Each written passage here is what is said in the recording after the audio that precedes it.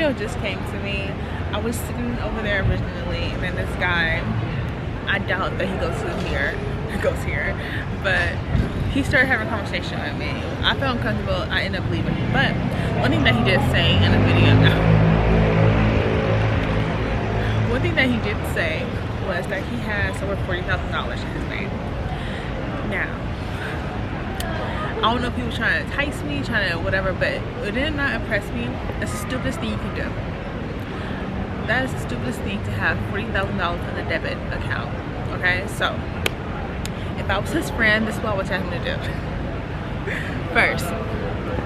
First thing I will say is put $10,000 in a high-yielding savings account. And if you do not have a high-yielding savings account now, create that immediately. So boom, $10,000 in there. I would put $7,000 in a brokerage account. You know I'm obsessed with stocks.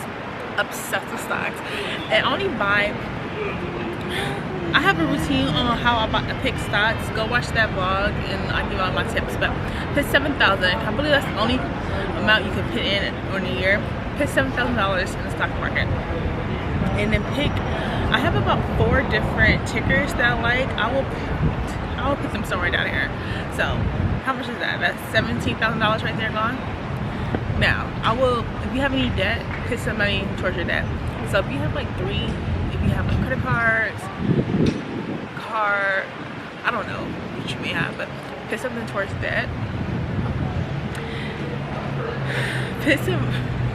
I would say put a little bit more money in a savings account. So in your debit card, you should only have about $1,500. That's about it. In my suggestion, only about $1,500 in your debit card. See, people don't know what to do with their money.